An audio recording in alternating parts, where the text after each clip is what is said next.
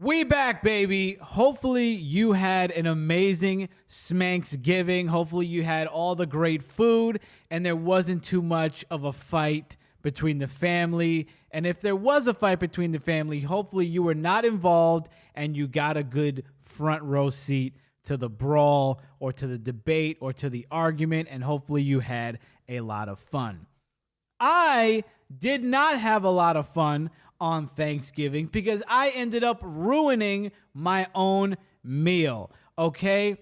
So I put on Total Divas like I always do. I'm watching and I said, you know what? It's time to cook the steak, time to cook the stuffing, and open up the can of green beans and cranberry sauce, which is what I was going to do. So I ended up ruining the steak because I turned the broiler on, right? I browned the steak and I turn on the broiler.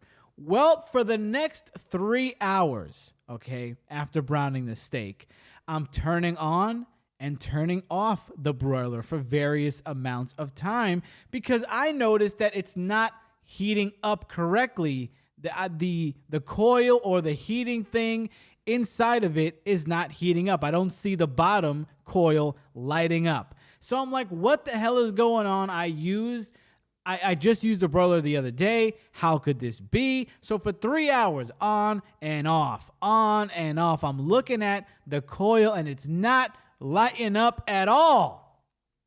Finally, after about 3 hours, it's on again, and I stick my head inside, and all of a sudden, I have an epiphany.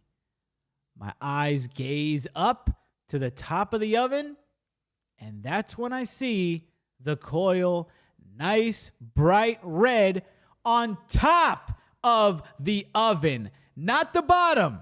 Because when you use the oven regularly, it lights up on the bottom. That's how you use the oven. But when you want to use the broiler, the heat comes from the top, so you got to use the top coil, and that's what was supposed to be fucking lit up, and I didn't realize it till 3 hours later. Now you know you're retarded. Wow. So the steak was sitting out for 3 hours. I throw it in the broiler. I make it. And man, it just didn't taste right. Maybe it's because I was seething. Maybe it's because I was angry and I was starving. But the steak just didn't taste right. Also, I didn't know that stovetop stuffing chicken flavor was the worst flavor you could possibly get. How was I supposed to know? I never had it before, but I said, you know what? At the store, I said, you know what? Chicken flavor, never had that, but that should be pretty good. That should do for tonight. So I grabbed it, made it, and was it salty? That's nasty. It was nasty. Was not a fan. The pork one is good. The turkey one is great. But how was I supposed to know? How could chicken be bad? Well, it was. Thanksgiving sucked. I was starving. The only thing good about it was Total Divas. Total Divas was on. The drama, the wrestling, the hotties, it was fine. But now I got to redo Thanksgiving all over again. So tomorrow, after I put this out, I'm redoing Thanksgiving, another steak, more stuffing, more cranberry sauce. We ain't going out like that. Not ruining Thanksgiving this year. We're going to have it, and we're going to have it right. God. Here's a little video clip to remind you that you shouldn't just eat at anybody's house, or you shouldn't take a plate from just anybody's house. Yo, what the fuck, son? What? It's Roaches In The Rice. No. Yo. It's sad. Yo. Bro, it's Roaches. Oh, they eating that. Yo, what the fuck, son? Yo, who made the rice? It's bussin'. Yo, bring that shit out here. That shit got roaches in it. Nah, this shit got roaches in it. Roaches, boy. Look at the roaches in the rice. Yo, what are you doing? Yo, you out of love, boy. The fucking rice got roaches in it. Y'all niggas is eating this shit. Ugh. That's nasty. What the hell? How does that even happen? Like, how do they even get inside of the thing? I don't know. All I can tell you is I'd have been out of there right then and there. I'd have been like, see you later. That's disgusting. You are invited to Thanksgiving or to whatever Friendsgiving festivities we have next year, but you are not bringing a plate. You are banned from cooking. You are never trusted again. That's disgusting. We're going to get into some snooze stories right now. And then after those news stories, we're going to be talking about a Christmas Story Christmas movie that just came out a couple of, maybe like a week ago. Going to be doing a review on that. That was highly anticipated over here. So we're going to talk about that. But let's talk about this first. A YouTuber in Thailand has been arrested for eating bat soup. She reportedly told viewers it was her first time eating bat and that she purchased the protected species from a market near the Laos border in northern Thailand. The teacher went on to describe the soup as delicious and compared the texture to raw meat. Because the incident should not happen both in Thailand and around the world, it is very risky behavior, especially as bats have a lot of pathogens, the veterinarian explained. There is no proof that hot water temperature will actually kill the germs. Just touching the saliva, blood, and the skin is considered a risk. Besides the concern about the disease in bats, this woman could be guilty of breaking the Preservation and Protection and Wildlife Act because bats are a protected species. Shortly after the video went viral, she was arrested for possession of a protected wildlife carcass and crimes violating the Computer's Crimes Act. Though she initially denied the accusations, she went on to post a video in which she apologized for her actions and vowed to never eat a bat again. She is now facing a 5-year jail sentence and a $1,300 fine. Damn, that is gross. But let me tell you this. I gotta give her a little bit of slack here, in my opinion, okay? Because she said she just bought it at the market. So she probably just saw it at the market and said, you know what? This is fine. She probably didn't even think twice about it. She probably didn't even know it was an endangered species because I didn't know that bats were an endangered species until I read that article. The only endangered species that I know of is bald eagles. Other than that, and I think grasshoppers are, not grasshoppers. What the fuck? I don't know. Grasshoppers. I think grasshoppers are an endangered species too. So I don't really know much about the list. So if I was her and I would have seen that, I probably would have thought in my mind, you know what? This will be a good YouTube video. Let's see what this is. Let's see what this is about. Let's see what the people say. This may gross a couple people out, get some views. And she ended up liking it. Now, I mean, everybody kind of knows that bats are totally disgusting and they carry diseases, so she's totally at fault there. She shouldn't have got it just for that. But I don't think this is like a majorly serious crime that she should be getting 5 years in jail for. Just give her the fine, send her on her way. She already said she's not going to do it again. I mean, if she's out there, if she just starts making like a playlist of endangered species on her YouTube channel, you know, if she starts eating bald eagle head and soup, then, you know, lock her up. But I think she should get some leeway on this, even though it's gross. She should get some leeway. Nobody got hurt. I think everything's gonna be all right. Another woman was arrested a couple of months ago. I think this was in September, but I ended up seeing it just now. And this was in America, in Texas, where a Hooters waitress was caught sticking chicken wings inside of her vagina. Wow. And why was she doing this, you ask? Well, because it was like revenge on patrons who were not treating her well. And, you know, right there, I do got to say, like, at least it wasn't for everybody. At least this wasn't just for fun. You know, she just wasn't going back and masturbating with these drumsticks. She was doing it, and I'm sure at Hooters you do have maybe even more unruly customers and more customers that you would like to take some action against. So you know what? At least this wasn't for the whole crew. This wasn't for the whole crowd. But you got to think about her boyfriend. or whoever, maybe her girlfriend. I don't know. They didn't put her sexual proclivities in the article, but you got to think about whoever's eating her out, because she's coming home probably tasting like barbecue or whatever, and after like the third time, you're probably like, damn, what's going on here? Maybe is she eating a little too much barbecue and it's coming out? I mean, is it a good thing? It probably is a good thing. It's probably finger licking good, and the person probably really liked it. Well, the kibosh is on that because she got caught, she got arrested. It's also like a dumb way to get back at the patrons, because how do you not get caught doing that? You're obviously going to get caught doing that. I'm surprised she didn't get caught like the first time. I don't know how many times this happened. There's not much on this story, really. They didn't really do an interview with her. I would love to get her on the show. Would love to do an interview with her. See what happened. See what's going on with her. But there's not really a lot of information, so I don't know how many times this was done. All we know is it was done.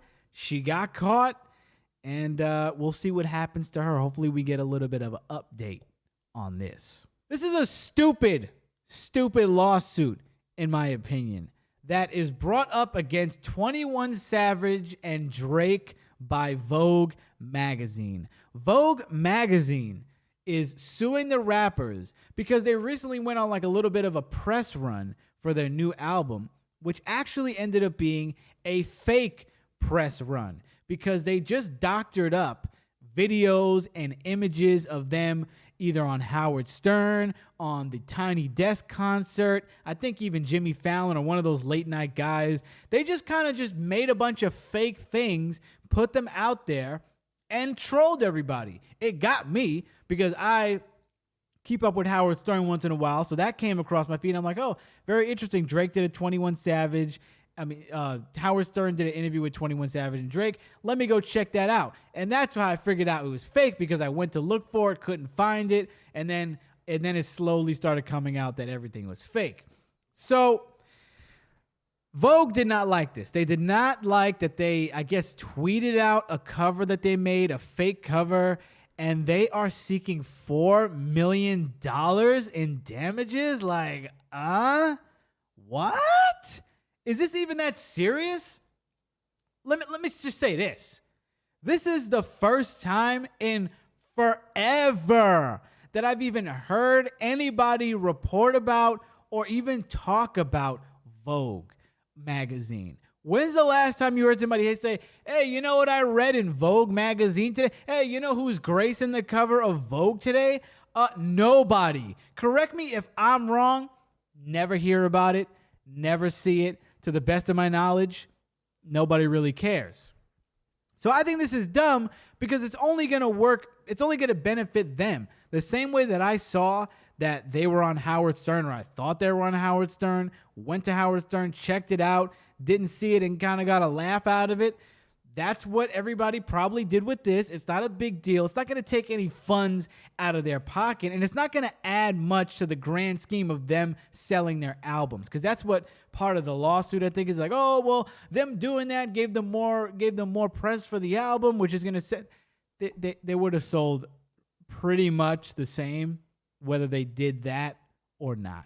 Okay, it was a fun little thing. Vogue should have took it on the chin. They should have did a nice little cute tweet about it. A little response, a little tongue-in-cheek response. They could have went back and forth, and it would have been cute. It would have been fun, and it would have helped out the Vogue brand a little bit, because people would have said, oh my God, Vogue, it exists. Where have you been? Let me go see what's going on the website. Let's see what they're doing.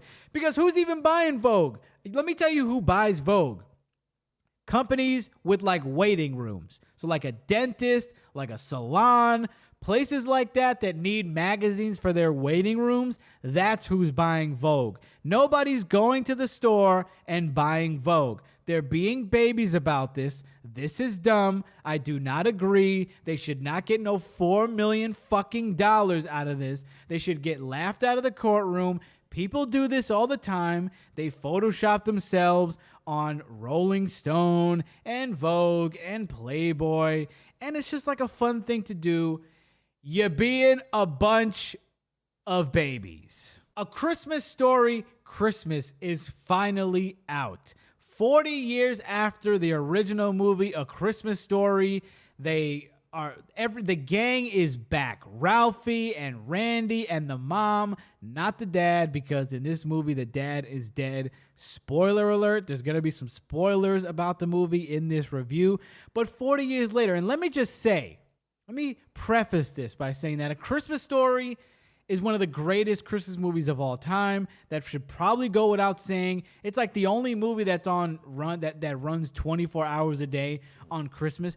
But it is like every year that I watch it, it gets better. And that's why I'm bringing this up. Because every year I watch it, I enjoy it more. And every year I watch it, I notice how well it was written, in my opinion. Because there's like no boring parts of that movie. It just goes from, it's all about how he wants the Red Ryder BB gun, and you're trying to see if that's going to happen. He's trying to maneuver and do a couple different ways to see how he's going to get it. He's going to ask Santa, he's going to write a paper. But along with that story, there's many other stories going on at the same time, one after the other, and it's like a movie that is great at keeping your attention. A movie that is great at keeping you entertained. One of the best. So, when A Christmas Story Christmas came out, I was very excited. My dad was very excited. My dad ended up seeing it before me. He called me up and said he was not a big fan. Not a big fan at all. So much so that he turned it off 30 minutes in. And I was like, damn, how? How could this be? Well, we know how it could be, because look what happened when Halloween ends. You're like, you got this franchise set up. All you got to do is kind of just go with it. Just write something decent. It's gonna be all right. So we saw what happens when Halloween ends. So then I was like, damn, let's see if this is gonna be another disappointment. Okay. I turn it on, and I see what my dad is talking about. About 20 minutes in, I'm like, this movie is a little bit boring. It's not what I expected. Not really feeling it. I was like kind of falling asleep.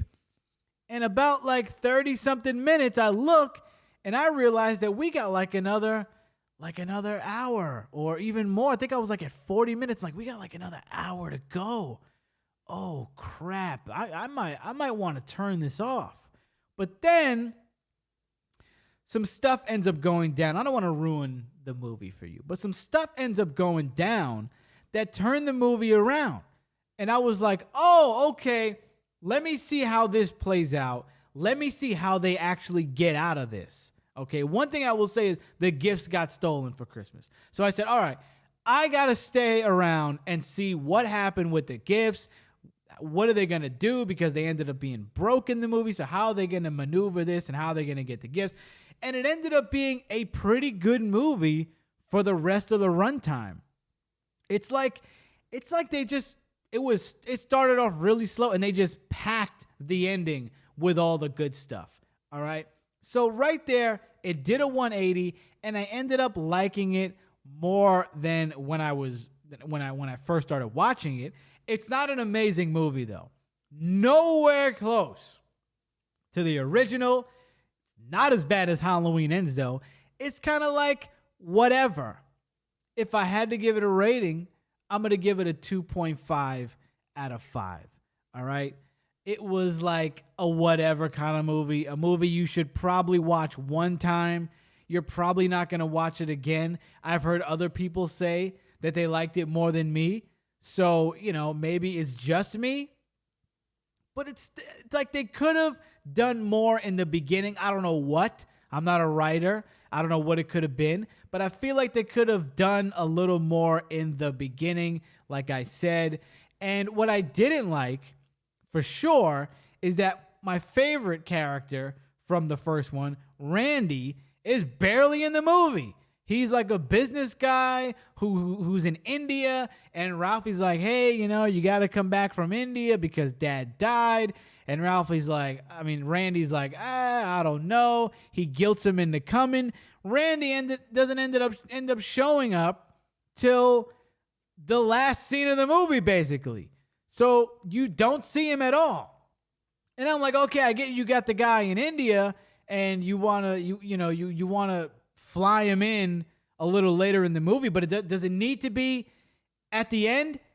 I don't know what the purpose of that was. Couldn't you have just had him in like Ohio, and then he took like a red eye and came the next day, and then he was there side by side with Ralphie the whole time, doing what they needed to do. I didn't like that they left Randy out of the movie. Maybe they did it for whatever reason. Maybe they had a good reason, but it wasn't for me. I wasn't a fan of them leaving Randy out of the story. So I'm saying definitely see it. If you're a Christmas movie person, give it a watch, give it a shot. You might like it more than me. But for me, it's a 2.5 out of 5. They had some really, well, I don't want to even say really, but they had like 2 really good scenes, in my opinion. 2 really good scenes. The rest of it was like, whatever. If it's on TV and it happens to be kind of past the 20-minute mark, I'll keep it on. I'll keep it on. But it is far from a Christmas classic. Not trying to shit on this movie, by the way, because I feel like they really tried to do something good. And from what I heard, the actor that plays Ralphie went through many, many, many scripts that were offered to him before he took this movie. So I feel like they did put effort and love into this movie. It just didn't hit. It just didn't hit right for me all the way. Okay? So go see for yourself and let me know in the comment section what you thought about A Christmas Story Christmas. But let me say this too, though. This got nothing on how bad A Christmas Story 2 was. Okay, if you didn't even know, there is a Christmas Story 2 movie that came out, I don't know, like in the 90s or like the early 2000s or something. And what you'll quickly notice when turning that movie on, what you'll quickly notice is it's the same family, but played by none of the same actors. Not Ralphie, not the mom, not the dad, not Randy, not Flick, not nobody is in that movie. But it's sold as A Christmas Story 2. And they got the audacity to put that shit on HBO Max. Oh! I didn't even get past the first 5 minutes. I tried it. I was like, well, let's see. But A Christmas Story is such a classic that you cannot do that. You cannot just... I could see you being like, we're going to make another Christmas Story movie with another family. And it's going to be like a series. You know what I mean? That's even kind of like, I don't know about that. But you might impress me. It might be another great family. They might have a great storyline. And it might be awesome. But to make another Christmas Story movie that was so amazing with a different family, but have it be the same family in name. Are you fucking dumb? Now you know you're retarded. Yeah, really. So, check that out for Christmas, for the Christmas season if you want. But that was a freaking travesty that I didn't know existed until now. A Christmas Story 2. How dumb. How dumb of an idea was that? Wow. I was perusing YouTube the other day, right before Thanksgiving, and I found this video by this channel, Odds and Ends Gaming, where this gentleman was talking about, I think his name was ESP, and he was talking about how Thanksgiving doesn't really get its due. It doesn't really get its celebration like every other holiday does, or like Christmas and Halloween does. He said it's basically the layover, that Thanksgiving is the layover flight between Halloween and Christmas. And I agree, okay? It's really not that special. It probably, it probably should be celebrated a little more in the respect that it should have more movies. Because that's one of the things he pointed out, is that there's not really any Thanksgiving movies, okay? And I agree. I said, listen, you can't really celebrate Thanksgiving that hard like you do Halloween and Christmas. Why? there's not really that many festivities. There's not really that many things to do or have. Thanksgiving really is one day, eat food, get drunk, watch football if that's what you're into, and that's it. There's not much tradition with Thanksgiving. Halloween, you got the movies. You got the scare. You can go to haunted houses. You can, trick-or-treating is one day, but it's like there's more to do. There's more. There's Halloween TV shows. There's the candy and the goods, the decorations. Christmas, forget about it. If it's not something you can eat or drink like peppermint, gingerbread, eggnog, it's the decorations. It's the endless amount of movies, Hallmark movies, major studio movies. I mean, the Christmas lights. The traditions are endless for Christmas, especially. So there's really no way you can. I mean, there's Thanksgiving decorations, but does the Thanksgiving decorations give you that warm, fuzzy feeling inside that Christmas and Halloween does? No. So I see where he's coming from in the respect of the movies, though. I feel like that there should be more Thanksgiving movies. There should be more movies centered around Thanksgiving. I feel like that should be a thing. Like, I'm surprised, honestly, that they don't do like star-studded Thanksgiving movies where it's like Will Ferrell, Kevin Hart, The Rock, Jamie Lee Curtis, and like Selena Gomez all are in the same family somehow, and they go to Thanksgiving and just all hell breaks loose. Like, I'm surprised it's not a thing. And it got me thinking that next year maybe, or maybe not even next year, I don't know. I don't know when. But sometime in the future, Gritty Knows Best should make a Thanksgiving movie. Let's fill the void and create a Thanksgiving movie. Got me thinking like, well, what kind of Thanksgiving movie would it be? First thing I think, murder mystery, right? Like Clue. Like, we just kind of remake Clue on Thanksgiving at my house. Like me, BJ, Justin, Dre, Mo, everybody, and like some extra people that can get killed. And somebody dies, and we got to figure out which one of us did it.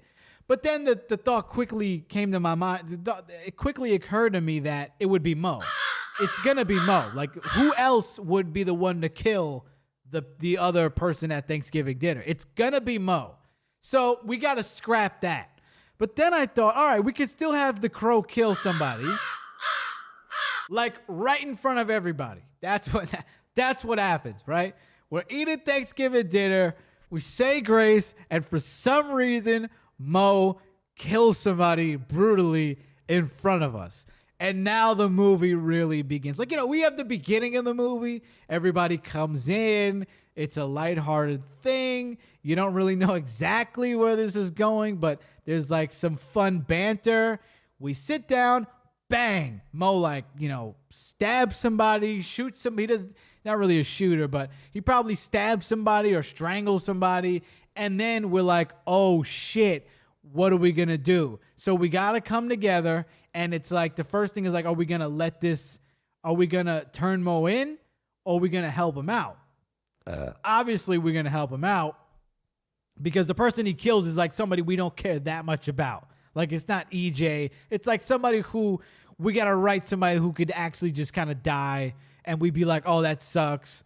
But Mo's way more important than this person. Okay. So then the rest of the movie is like us figuring out what we're going to do. Like I probably got to chop up some of the body parts, and I'm squeamish, so I'm complaining about it. I'm getting blood on things, and I don't like that. Me and Justin are arguing. He's trying to chop off the head, but I'm moving the body a certain way so he can, hey, you're moving the body! You fucking moron! Dre's over there taping it up. But, we got to go bury it. We get stopped by the police. I mean, all these things can happen. All hell could break loose. So point is, there may be a Gritty Knows Best Thanksgiving movie coming. That's like a murder movie. Let us know if you want this movie. Maybe we could do like a GoFundMe. We could do like a crowdfunding thing, and we can make this happen and have a very gritty Thanksgiving. That's it. It was great talking to you. Peace and love. See you next time.